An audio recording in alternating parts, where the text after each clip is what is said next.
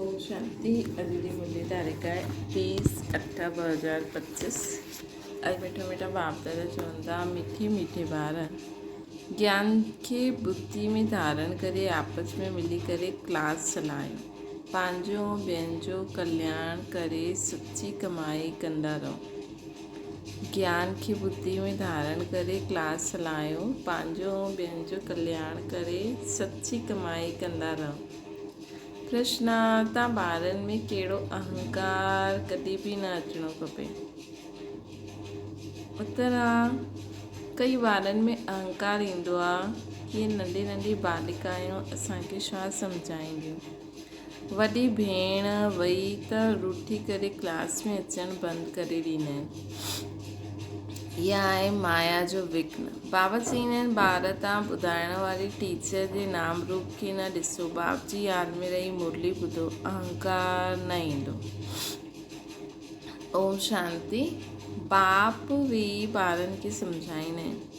हाणे बाबा जॾहिं चइबो आहे त एतिरा ॿारनि जो हिकु जिस्मानी बाप त न थी सघंदो आहे न, इहे त रूहानी बाप आहे। उन्हनि जा ढेर ॿार आहिनि। ॿारनि जे लाइ इहे टेप मुरली आदि सामग्री आहे। ॿार ॼाणंदा आहिनि हाणे असां संगम युग ते वेठा आहियूं पुरुषोत्तम ठहिण लाइ। इहा बि ख़ुशी जी ॻाल्हि आहे, बाबा ई पुरुषोत्तम ठाहींदा आहिनि। इहे लक्ष्मी नारायण पुरुषोत्तम आहिनि। हिन सृष्टि में ई उत्तम पुरुष, मध्यम पुरुष, कनिष्ठ पुरुष हूंदा आहिनि। आदि में आहिनि उत्तम पुरुष, विच में मध्यम, अंत में कनिष्ठ। हर चीज़ में पहिरियों नई उत्तम, पोइ मध्यम, पोइ कनिष्ठ अर्थात पुराणी ठहींदी आहे। दुनिया जो बि ईअं ई आहे न, जीअं जो त जंहिं ॻाल्हि ते मनुष्यनि खे संशय ईंदो आहे उन ते तव्हांखे सम्झाइणो आहे। ॾाढो करे ब्रह्मा जे लाइ ई चईंदा आहिनि कि इन्हनि खे छो विहारियो, त उन्हनि खे झाड़ जे चित्र ते वठी वञिणो खपे। ॾिसो, हेठि तपस्या करनि था ऐं मथे में हिकदमि अंत में ॾाढा जन्मनि जे अंत जे जन्म में बीठा आहिनि। बाबा चईंदा आहिनि मां इन्हनि में प्रवेश कंदो आहे।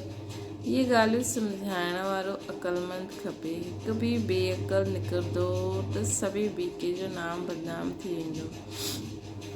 पूरो सम्झाइण ईंदो न आहे, भले कंप्लीट पास त अंत में ई थींदा आहिनि। हिन समय 16 कला संपूर्ण कोई ठही न सघे, लेकिन सम्झाइण में नंबरवार ज़रूरु हूंदा आहिनि। परम पिता परमात्मा सां प्रीत न आहे त विपरीत बुद्धि ठहिरिया। हिन ते तव्हां सम्झाए सघंदा आहियो, जो प्रीत बुद्धि आहिनि उहे विजयंती आहिनि, जो विपरीत बुद्धि आहिनि उहे विनशंती आहिनि। हिन ते ई कई मनुष्य बिगड़ंदा आहिनि। पोइ कोई इल्ज़ाम लॻाए ॾींदा आहिनि, झगड़ो फ़साद मचाइण में देरी न कंदा आहिनि। कोई करे छा सघंदो आहे, सभई कॾहिं चित्रनि खे आग लॻाइण में देरी न कंदा। बाबा राय बि ॾींदा आहिनि, चित्रनि जो इंश्योर करे ॾियो। ॿारनि जी अवस्था खे बि बाबा ॼाणंदा आहिनि। क्रिमिनल आहे ते बि बाबा रोज़ सम्झाईंदा रहंदा आहिनि। लिखंदा आहिनि, बाबा तव्हांजो क्रिमिनल आई ते सम्झाए, इहो बिल्कुलु ठीकु आहे। इहा दुनिया तमो प्रधान आहे, दिन प्रतिदिन तमो प्रधान ठहींदी वेंदी आहे। उहा जो सम्झंदा आहिनि कलयुग अञा रेगड़ी पाए थो, घुटननि जे बल हले थो। मतिलबु रेगड़ी पाए थो, सोचंदा आहिनि, कई माण्हू त सोचंदा आहिनि कि कलयुग जी शुरूआति आहे। कई चईंदा आहिनि रेगड़ी पाए थो, मतिलबु घुटननि जे बल ते हले थो। अज्ञान में बिल्कुलु सुम्ही पिया आहिनि। अज्ञान नींद में बिल्कुलु ई सुम्ही पिया आहिनि। कॾहिं कॾहिं चईंदा आहिनि कि महाभारत लड़ाई जो समय आहे त ज़रूरु भॻवानु कोई रूप में ईंदो हूंदो। ॾिसो, असां भॻवान सां मिलियो, वरसो वरितो, हाणे बाबा जे वञण जो समय बि आहे, कलयुग जे वञण जो समय बि आहे, सतयुग जे अचण जो समय आहे। ऐं माण्हू अञा सोचनि था अञा कलयुग शुरू थियो आहे, रेगड़ी थो पाए, भॻवान के रूप में ईंदो। रूप त ॿुधाईंदा न आहिनि, उन्हनि खे ज़रूरु कंहिं में प्रवेश थियणो हूंदो। भाग्यशाली रत ॻायल आहे। रत त आत्मा खे पंहिंजो हूंदो न, उन में अची करे प्रवेश कंदा, इनखे चइबो आहे भाग्यशाली रत। बाक़ी उहे जन्म न वठंदा, इन्हनि जी ई बाजू में अची करे वेहींदा, मतिलबु आत्मा बाजू में अची करे वेहींदी, ज्ञान ॾींदी। केतिरो सुठी रीति सम्झाइबो आहे। त्रिमूर्ति चित्र बि आहिनि। त्रिमूर्ति त ब्रह्मा विष्णु शंकर खे चईंदा। ज़रूरु इहे कुझु करे विया, जो को रास्तनि ते मकाननि ते त्रिमूर्ति नाम रखियो आहे। जीअं हिन रोड खे सुभाष मार्ग नाम ॾिबो आहे न। सुभाष जी हिस्ट्री त सभु ॼाणंदा आहिनि, उन्हनि जे पुठियां वेही हिस्ट्री लिखंदा आहिनि, पोइ उन्हनि खे ठाहे करे वॾो करे ॾींदा आहिनि। केतिरी बि पढ़ाई वेही लिखो, जे गुरु नानक खे पुस्तक में केतिरो वॾो ठातो अथई, गुरु नानक जो पुस्तक केतिरो वॾो ठातो आहे, एतिरो हुन त लिखियो न। हुन त सिर्फ़ु 2 शब्द चई, जप साहिब त सुख मिले। ज्ञान जे बदिले भक्ति जी ॻाल्हियूं वेही लिखियूं आहिनि। इहे चित्र आदि त ठाहिबा आहिनि सम्झाइण लाइ। इहे त ॼाणंदा आहियो, हिन अखियुनि सां जो कुझु ॾेखारे पवंदो आहे, इहे सभु भस्म थियणो खपे। बाक़ी आत्मा त हिते रही न सघे न, ज़रूरु घर हली वेंदी। इहे ॻाल्हियूं कोई सभिनि जी बुद्धि में वेंदी थोरी आहे। अगरि धारणा थींदी त क्लास छो न हलाईंदा आहिनि। 7-8 वर्ष में अहिड़ो कोई तयारु न थींदो आहे जो क्लास हलाए सघे। ॾाढा जॻह ईअं हलाईंदा बि आहिनि, पोइ सम्झंदा आहिनि माताउनि जो मर्तबो ऊचो आहे। चित्र त ॾाढा आहिनि, पोइ मुरली धारण करे उन ते थोरो सम्झाइबो आहे। इहे त कोई बि करे सघंदो आहे न।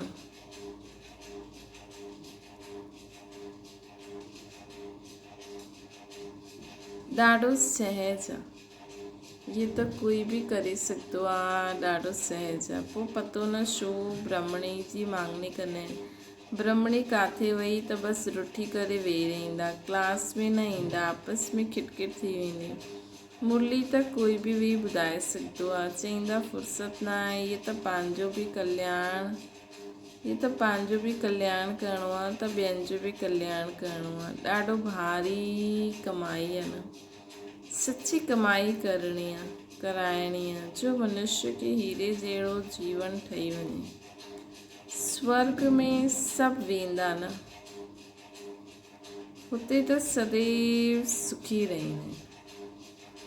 सची कमाई कराइणी आहे, ॾाढी भारी कमाई आहे। बाबा चवंदा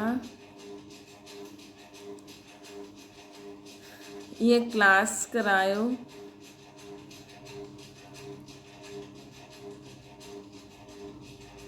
त पंहिंजो बि कल्याण त ॿियनि जो बि कल्याण। ॾाढी भारी कमाई आहे, सची कमाई कराइणी आहे, जो मनुष्य खे हीरे जहिड़ो जीवन ठही वञे। मनुष्य जो स्वर्ग में सभु वेंदा न, हुते सदैव सुखी रहंदा आहिनि। ईअं न प्रजा जी आयु कम थी वेंदी आहे न, प्रजा जी आयु वॾी हूंदी, उहा आहे ई अमरलोक। बाक़ी पद कम जास्ती थींदो आहे।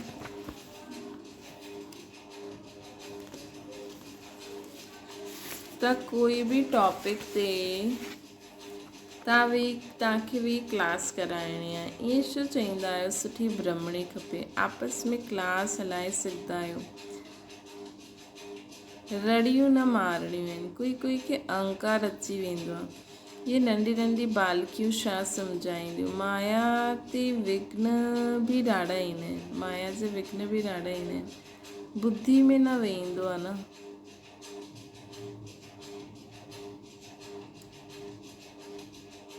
बाबा त रोज़ सम्झाईंदा रहंदा आहिनि। शिव बाबा त टॉपिक ते न सम्झाईंदा, उहो त सागर आहिनि न, उछल मारदा रहंदा आहिनि। कॾहिं छा सम्झाईंदा आहिनि, कॾहिं परमधाम में पहुचाए छॾींदा आहिनि, कॾहिं कहिड़े युग में, कॾहिं कंहिंजे बारे में सम्झाईंदा आहिनि, कॾहिं ॿारनि खे सम्झाईंदा आहिनि, कॾहिं ॿाहिरां वारनि जे लाइ सम्झाईंदा आहिनि।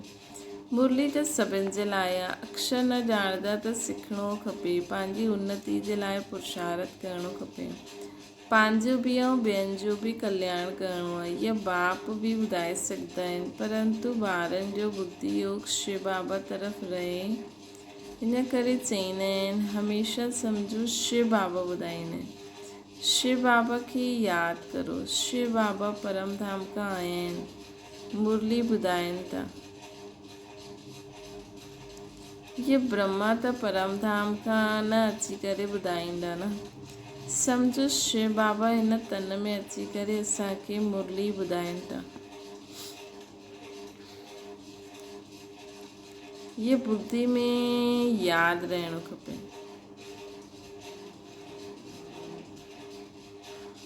बाबा चवनि था शिव बाबा परम धाम खां आया आहिनि,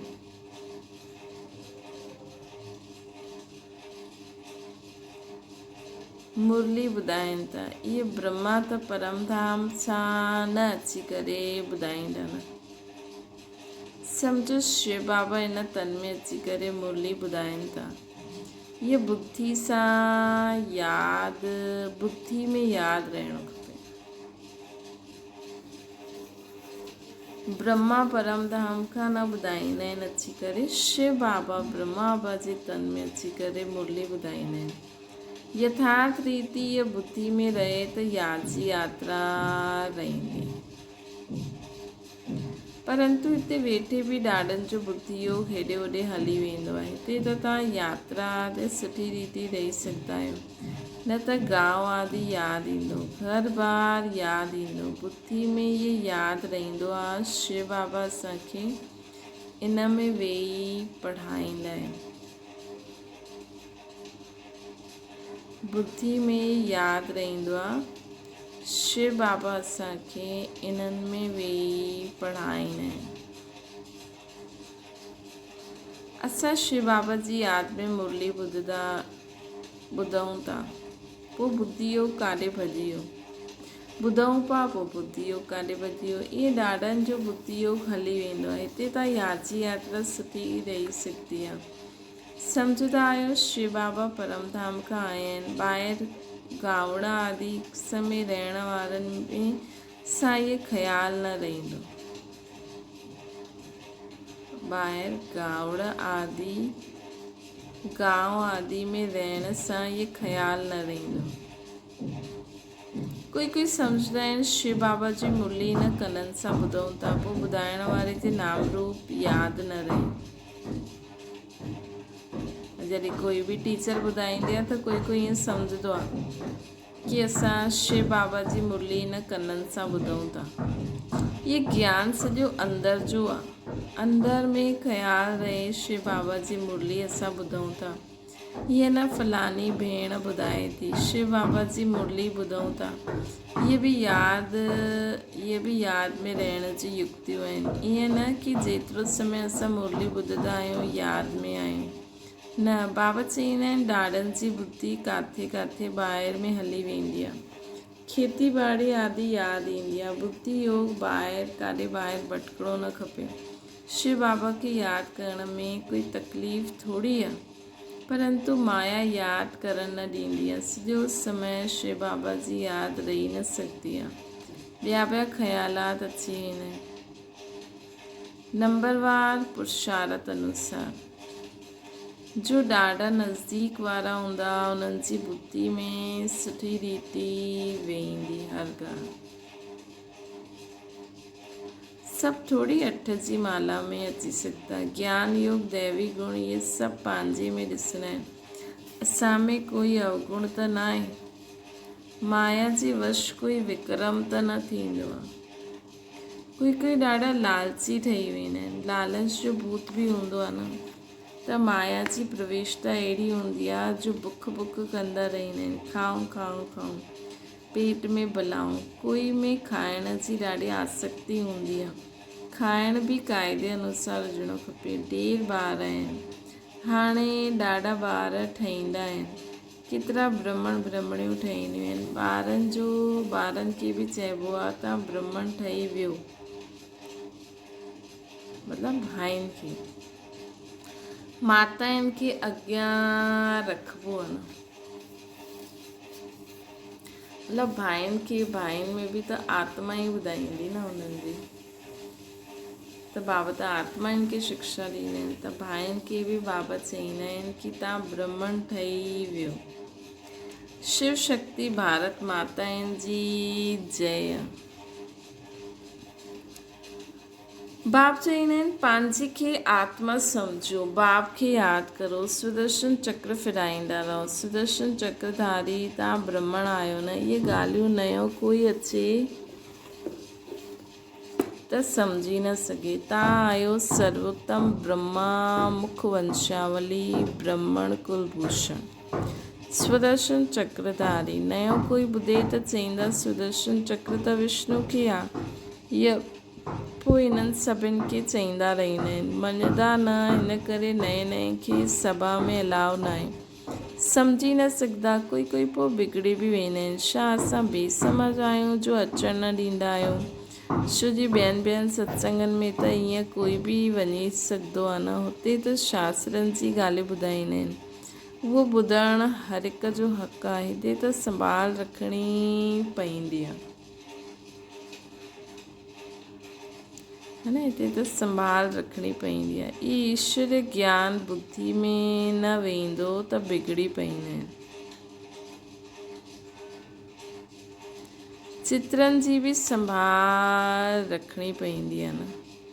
हिन आसुरी दुनिया में पंहिंजी दैवी राजधानी स्थापना करणी आहे। जीअं क्राइस्ट आयो पंहिंजो धर्म स्थापना करणु, इहे बाबा दैवी राजधानी स्थापना कंदा आहिनि।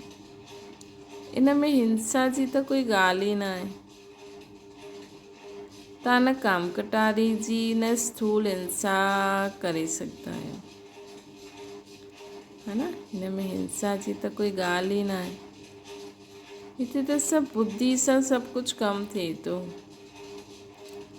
ॻाईंदा बि आहियूं मूत पतीली कपिड़े धोए। मनुष्य त बिल्कुलु घोर अंधियारे में आहिनि। बाप अची करे घोर अंधियारे सां घोर सोजरो कंदा आहिनि। पोइ बि कोई बाबा चई करे पोइ मुंहुं मोड़े छॾींदा आहिनि, पढ़ाई छॾे छॾींदा आहिनि। भॻवानु विश्व जो मालिक ठाहिण लाइ पढ़ाईंदा आहिनि।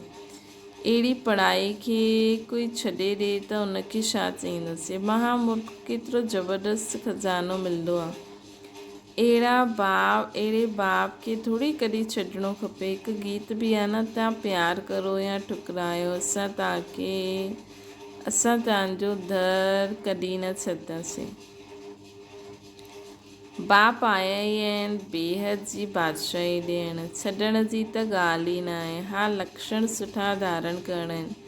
स्त्री जी रिपोर्ट लिखंदा आहिनि, इहे असांखे स्त्री बि रिपोर्ट लिखंदी आहे, इहे असांखे ॾाढो तंग कंदा आहिनि। अॼुकल्ह माण्हू ॾाढो ख़राबु आहिनि, ॾाढी संभाल करणी आहे। भाइयुनि खे भेणनि जी संभाल करणी आहे, रखणी आहे। असां आत्माउनि खे कोई बि हालत में बाप सां वरसो ज़रूरु वठिणो आहे।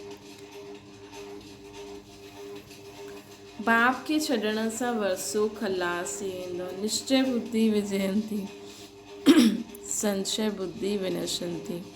पोइ बि पद ॾाढो कमु थी वेंदो आहे। ज्ञान हिकु ई ज्ञान सागर बाप ॾेई सघंदा आहिनि, बाक़ी सभु भक्ति आहे। ज्ञान हिकु ई ज्ञान सागर बाबा ॾेई सघंदा आहिनि, बाक़ी सभु भक्ति आहे। पर कोई केतिरो बि पंहिंजे खे ज्ञानी सम्झे, परंतु बाप चईंदा आहिनि सभिनि वटि शास्त्र ऐं भक्ति जो ज्ञान आहे। सचो ज्ञान कंहिंखे चइबो आहे, इहे बि मनुष्य न ॼाणंदा आहिनि, है न। सभिनि वटि शास्त्रनि जो भक्ति जो ज्ञान आहे। सचो ज्ञान कंहिंखे चइबो आहे,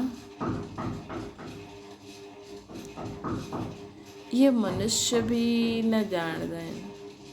आत्मा, परमात्मा, परम धाम, सृष्टि चक्कर, सत्य त्रेता द्वापर कलयुग, कर्मनि जी गति।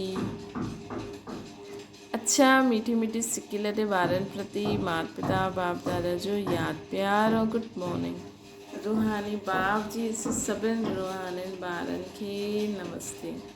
असांजी बि रूहानी माता पिता बाप दादा खे यादि प्यार गुड मॉर्निंग और नमस्ते।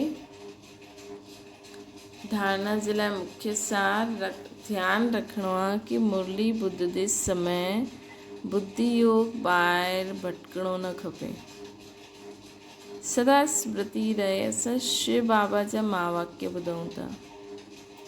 ये भी याद जी यात्रा है।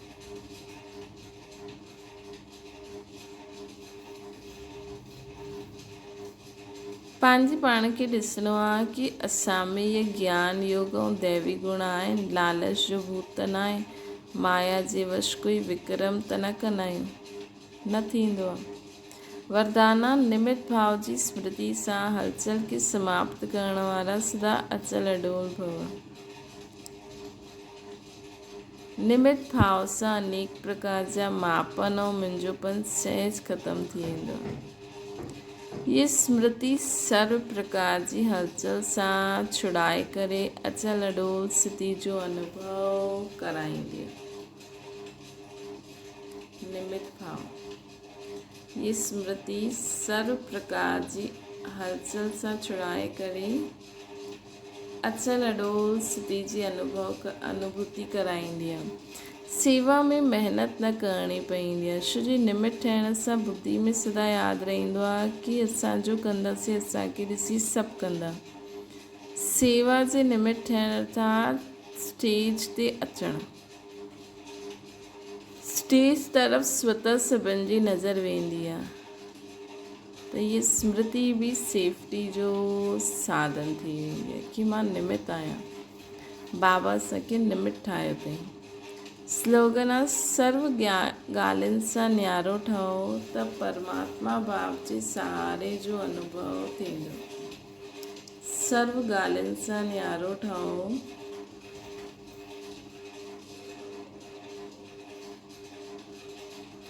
त परमात्मा बाप जे प्यार जो अनुभव थींदो।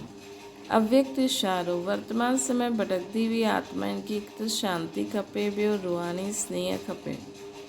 प्रेम और शांति ही सब जगह अभाव।